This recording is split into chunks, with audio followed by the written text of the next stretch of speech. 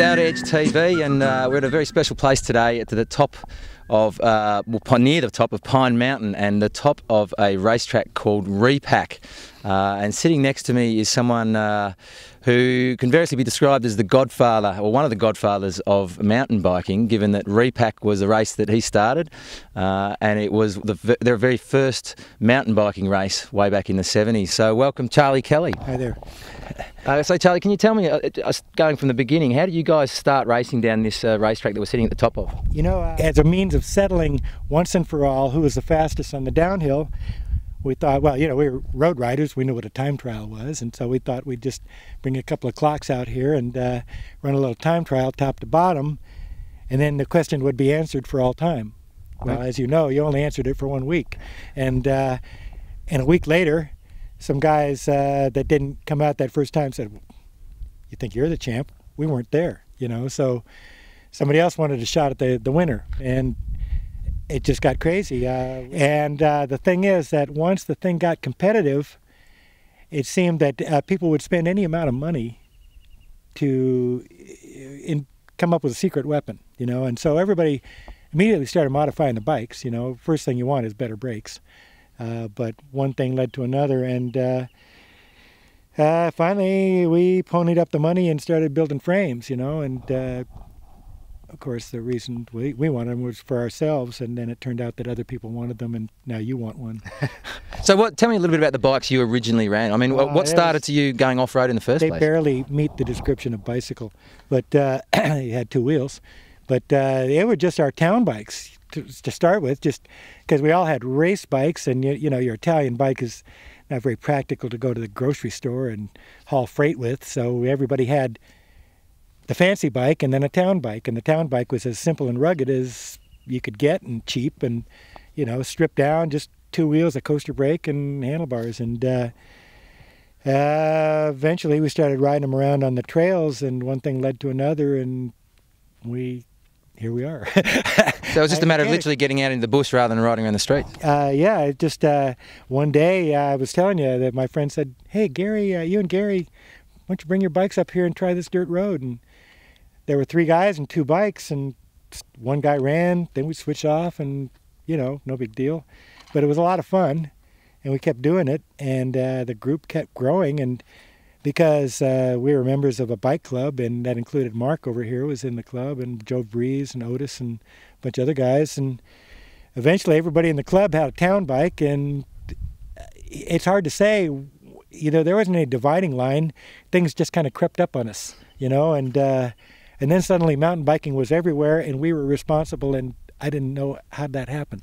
So tell me about, I mean, a few of these other guys. You know, you mentioned Gary Fisher. Yeah. You know, can you tell me about a few of these other guys that you were riding with in the beginning, who are the godfathers as well? 3 of us shared a house in San Anselmo: Gary Fisher, myself, and a fellow named Alan Bonds. And Alan won the first Repack, and but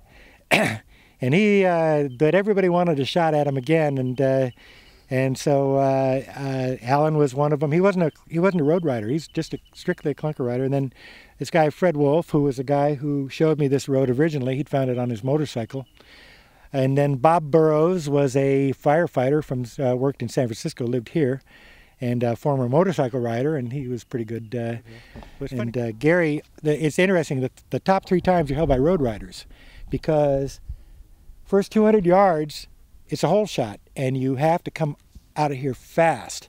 And there's 3 or 4 seconds to be made right there.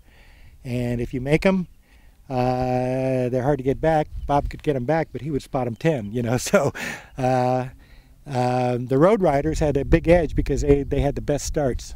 So go ahead, hit me up with another question. So there was the riders, there was the road riders, the non-road riders that were just out here for fun. Yeah. And there was also the frame builders. I mean, Tom Ritchie? Tom Ritchie only made one race that I recall, which was the one that pretty much ended it for us. There was a TV station came out and filmed a race, and of course everybody knew that the TV would be out here, so we had a huge turnout, and the thing made the TV, and the reckless nature of it became known to people other than ourselves. And that ended it because, you know, once the powers that be found out, they said, you can't do that. But Tom Ritchie came up because Gary wanted to show him what we were doing, he wanted Gary to build him Tom to build him a bike, and what better way to show him what we needed than to come up here and ride the race. So Tom borrowed a clunker bike and rode Repack, and he rode pretty good for his first shot at the hill. He was a good rider, is a good rider, and then a couple of months later he cranked out his first mountain bikes, because once again it was a question of understanding the application, because Tom lives about 50 miles south of here. Wasn't really part of our crowd, but the reason he became involved is because Gary needed a bike and knew that Tom could build him one, and just brought him up here to show him how we used them. And your first bikes were Joe Bree's bikes, is that right? Well, my first custom bike, yeah. But of course I went through about 8 or 10 of the clunker varieties, and the reason that I was talking to Joe was because I was having to. The thing that tears up those clunker bikes isn't riding them here, it's riding them every day and being a real powerful road rider. Because what I was doing was I just tear the bottom bracket out, because I'd ride this thing, 25-mile rides, hardcore, and the fatigue on the frame would just tear the bottom bracket out. That's what I would do to my bikes. How have you seen the progression of bikes, given you were there at the beginning, and given what we're riding up here today, which is some pretty swanky bikes? Well, I have to say that I'm 64 years old, and I get to, every ride you get is a gift, right? And one of them will be my last. Well, this one wasn't, because I think I got one more left. But every day I get out here, when I do get out here on one of these bikes, I just say, man, how could I possibly have been responsible for any of it? I mean, it's too overwhelming. You gotta understand, how could anybody, what kind of an arrogant jerk would you have to be to take responsibility for something like this? It's something this huge, and intellectually you can do it, say, well, this led to this, yeah. Emotionally, man, you just got to back away from it. Yeah. You can't, it would just feel so monstrously egotistical to claim responsibility for it. It's an interesting point though, because in Berto's first book, The Birth of Dirt, yeah. It all kind of led back to Gary Fisher. Now that's now been revised. Well, how are things? How's that all seen now? I like I say, it's a hard thing to address. Gary is my buddy, and Gary had a PR firm working for him, and the PR firm was creating a legend, and I did not have a PR firm working for me. My legend is a little less enhanced, Gary's had to take a little grief from the locals, about, hey man, I was there too, but... Is he taking it well? But, I have zero problem with Gary Fisher. Gary Fisher is hugely responsible for what we see here, and, maybe the PR is a little over the top, but Gary was so deep in it and has such a huge hand in it that I would never take anything away from him. I love bikes. I love to ride. I truly enjoy the fact that I had such a hand in things. Here you are, 30 years later, and but the business end of bikes is, hey, I can take it or leave it. Business is business. And the bike industry, you just have to depend on too many other people to do things to get rich, and you're not going to get rich. It's just about enjoying it. Yeah. Well, so the business end for us today is down the road in front of us here, Repack. Right. Give us a little bit of a hint, seeing as I've got to fling myself down this. Yeah. So tell me what I've got to do. What you want to do is not set the record on your first shot. What is the record at the moment? The record is 4:22 by Gary Fisher on a sled. And Otis and Joe are within 3 seconds of that with the second and third best times. And they've still never been beaten. So far, no one has touched those times on all kinds of fancy equipment. And I have to say, part of the reason has to be that we were burning this thing, on a regular basis and getting because there's no way you can go fast without being very familiar with it, because there's a lot of blind turns.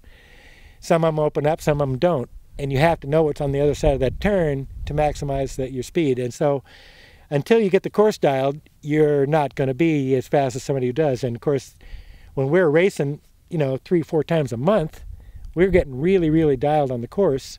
And Gary also says that the one day he set the record, he came off the top of this with a powerful tailwind. And so you need that tailwind. The course goes directly east, due east, and the prevailing winds are from that. If he hit the day with a powerful tailwind, and that was the day he set the record. And it was 4:22. 4:22, and I know that people have gotten in the 430s on their suspended bikes, but I don't think anybody's cracked that one. And Joe and Otis, like I say, also on sleds, are within a couple of seconds. And we had digital timing. Nobody was arguing about the timing. You know, it was pretty. What's your best down it?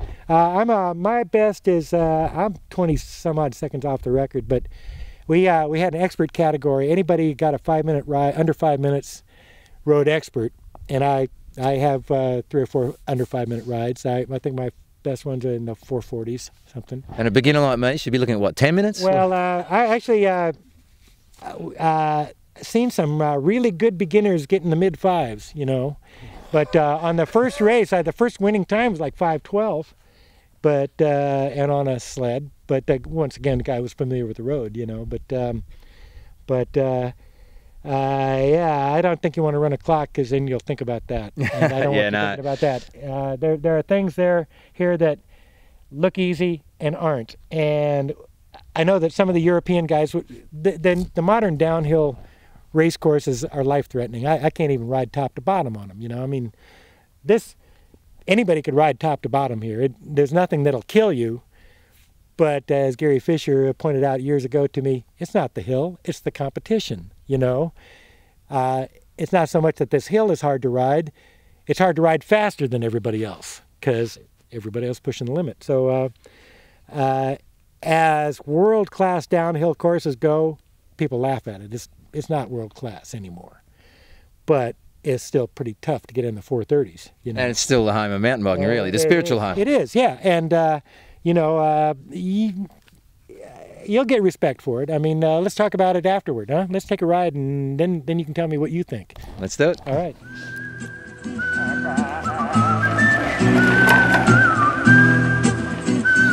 So talk me through where we are, Charlie. We are at the finish line of Repack, represented by this rock here, and I'm not sure which exact part of the rock, but we would just like scratch the line on the road from here.